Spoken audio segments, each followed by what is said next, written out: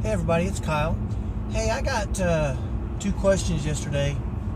One of them was regarding a child on the spectrum who basically forces her or his mother to lay down with them until they're asleep each night.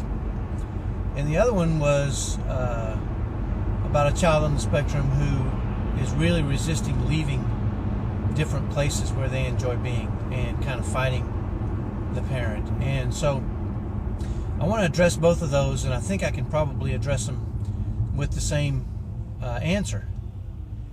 And as you probably know, I have two sons on the spectrum. One is 17 now, one is 14. And we've experienced very similar circumstances to both of these. I won't say exact, but I think a lot of this kind of revolves around a little bit of fear and a little bit of control. And let me explain what I mean by that. So our kids, in a lot of cases, mine specifically, they really want control. And it's come to my attention over the years that a lot of kids who are on the autism spectrum feel like they don't have any control over anything because things are just willy-nilly, and there's some lack of understanding of what they can and can't control, and so they're really craving control. And so any chance they get to take control or try to take control, they will, even if it's in bad situations like having meltdowns when they have to leave a friend's house, or because they don't want to leave because they want to control that situation. So the other one is fear. And we had a similar situation with my older two sons, who was afraid of the dark for years and years and years.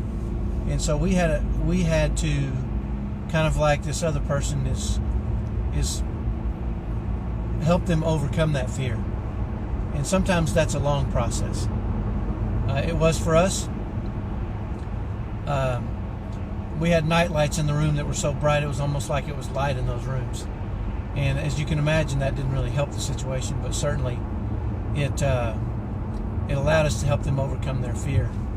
So the other thing is we've got to, as parents, we've got to pick our battles, and we've got to create situations where they can feel in control but still not be in control. And I'll give you an example from my son, who also had a situation where when we took him places, first of all, he wanted to go places, and he didn't always get to.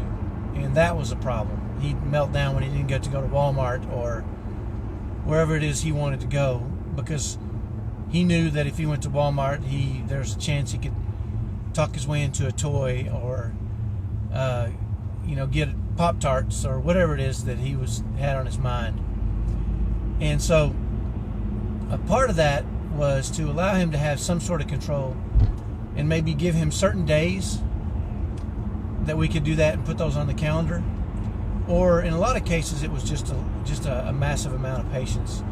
When we would leave his grandparents' house and he didn't want to go, we would give him a countdown clock, and I'm sure you've heard of these things. We're going to go in 10 minutes, okay, 10 minutes, and then 5 minutes, and then 1 minute. And sometimes that 1 minute stretched into 10 more minutes. But certainly, that was just us exercising patience and letting him feel like he had more control. So, I wish I had a great answer to solve what these parents might consider problems.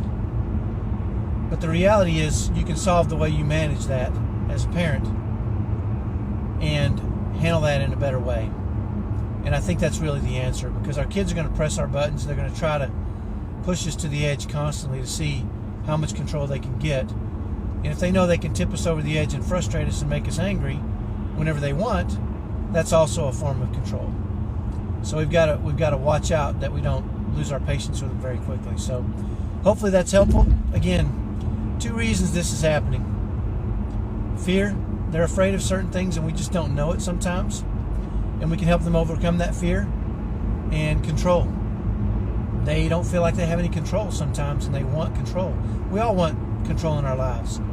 And so if we can help them feel safe and feel more in control, then we can win those battles, and we can provide our kids what they need. So hopefully that's helpful. Have a great day. I'll talk to you next time. Bye-bye.